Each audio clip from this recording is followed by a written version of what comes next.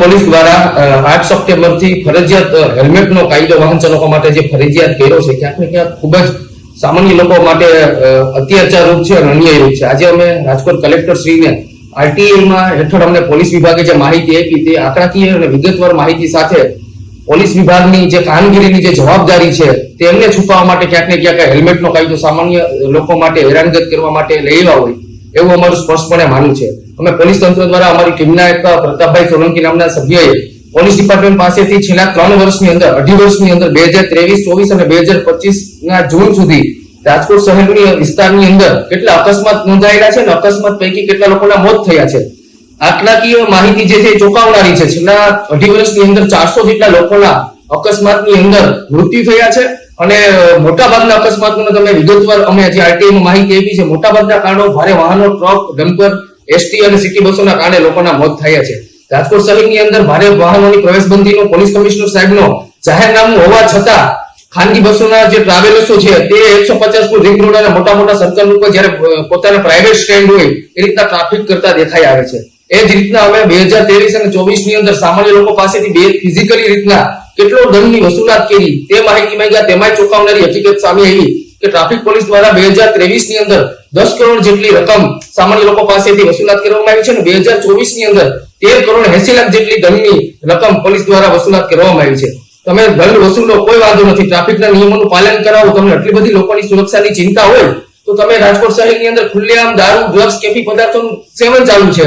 રાજકોટ શહેરની અંદર એક એવો રસ્તો બાકી નથી કે ખાડાઓની અંદર ન હોય. સમગ્ર રસ્તાઓ ખખડધજ છે. તમે વાહન ચાલકોને સ્મૂથ ટ્રાન્સપોર્ટેશન અને ટ્રાફિકની ચારે બાજુ સમસ્યા છે તેનું સમાધાન લાવવાને બદલે હેલ્મેટનો નવો કાયદો લાવી હેલ્મેટ બનાવતી કંપનીઓને સીધી રીતના ફાયદો પહોંચાડી અને સામાન્ય જે રોજનું કમાઈ, રોજને ખાતા અને મધ્યમ પરિવારના લોકો છે એને જો આ નડતરરૂપ કામગીરી કરતા હોય એટલે સ્વાભાવિકપણે વિપક્ષ તરીકે આજે અમે કલેક્ટર સાહેબને રજૂઆત કરી છે. અમારી રજૂઆતની અંદર એ મુદ્દા ઉમેર્યા છે કે ટ્રાફિક બ્રિગેડરીઓ છે એ ટ્રાફિક બ્રિગેડો છે એ ટ્રાફિક નિયમોનું પાલન કરાવવાના બદલે લોકોની પાસેથી મસ્ત મોટા તોડ કરવામાં વ્યસ્ત હોય છે અને આ જે પોલીસનું મુખ્ય કમાવાનો સ્ત્રોત છે. કારણ કે એ કોન્ટ્રાક્ટ બેઝ ઉપર કર્મચારી હોય.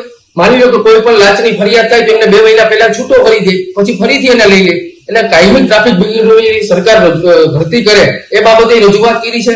150 ફૂટ રિંગ રોડ કે રાજકોટના મુખ્ય માર્ગો હોય ત્યાં ક્યાંક ને ક્યાંક સાયકલ ટ્રેક અને ફૂટપાથ બારીઓ ઉપર ચાલની લારીઓ, પાનના ગલ્લાઓ છે, પાર્કિંગ મૂકવાની જગ્યાઓ છે ત્યાં લોકો દબાણ કરાવીને હલાવ્યા તો મહાનગરપાલિકા તંત્ર શું કરી રહ્યું છે?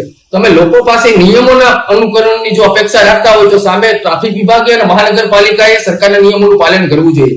અમે આજે વિગતવાર રજૂઆત કરી છે કે હેલ્મેટનો કાયદો છે એ રાજકોટ શહેરની અંદર 20 થી 30 કિલોમીટર પ્રતિ કલાકથી વધુ બાઇક ચલાવી જ નથી શકાતું. તો શા માટે તમે હેલ્મેટનો કાયદો લાવ્યા છે? હમણાં 2 દિવસ પહેલા ગોંડલ ચોકડી પાસે એસટીમાં એક વાહન ચાલકનું મોત થયું. તેમાં એ વાહન ચાલકે હેલ્મેટ પહેર્યું છતાંય ભારે વાહને અમને કચડી અને તેનું માથું ચૂંધી નાખ્યું હતું. એટલે સામાન્ય રીતના પ્રેક્ટિકલી રીતના જોઈએ તો આ કોઈ રીતના શક્ય જ નથી. વિજયભાઈ રૂપાણીની સરકાર 2019 માં હતી ત્યારે ફરજિયાત હેલ્મેટનો કાયદો લાવ્યા અને લોકોની અંદર વિરોધ અને ઉહાપો મચતા એમને અનૌપચારિક રીતના હેલ્મેટ ફરજિયાત કરી દીધું શહેરોમાં. હાઈવેની અંદર જરૂરિયાત છે અને તમે લોકોની એવી બધી સુરક્ષાની ચિંતા કરતા હોય તો રાજકોટની અંદર ચારે બાજુ કેફી પદાર્થો અને દારૂનું વેચાણ થઈ રહ્યું છે અને આ બધી સામાન્ય નિયમોનું પાલન એસી ચેમ્બરોમાંથી કરી શકાય. એકવાર પોલીસ કમિશનર સાહેબ અને ટ્રાફિક ડીસીપી છે એ સ્કૂટરની અંદર રાજકોટની ચક્કર લગાવી જોઈએ. જ્યાં જુઓ ત્યાં કલાકો અને મિનિટોનો ટ્રાફિક ચક્કાજામ છે. રોડની સ્થિતિ તમે જુઓ, માત્ર ને માત્ર લોકોને કનગણત સિવાય કોઈ ધંધો જ નથી. આ કદાપી નો ચલાવી લેવાય. વિપક્ષ તરીકે આજે અમે કલેક્ટરશ્રીને વિગતવાર રજૂઆત કરી છે. આવનારા સમયની અંદર અમે રચનાત્મક રીતના વિરોધો કરશું, લોકોની સાથ સહકાર લઈ અને જનજાગૃતિ અભિયાન કરીશું અને આ કાયદો જે ફરજિયાત હેલ્મેટનો કાયદાના નામે તમને મસ્ત મોટા દંડોના ટાર્ગેટ પૂરા કરવા અને હેલ્મેટ કંપનીને ફાયદો પહોંચાડવાનું જે તમે જે કાવતરા કરી રહ્યા છે અમે કોઈ પણ રીતના નહીં ચલાવી લઈએ. રાજકોટની અંદર શહેરની અંદર હેલ્મેટ ફરજિયાતનો કાયદો જો અત્યારે તાત્કાલિક તમે સફાળું તંત્ર જાગ્યું હોય તો આ કદાપી નહીં ચલાવી લેવાય. અમે ભંગ કરાવીને જ રહેવાના છે.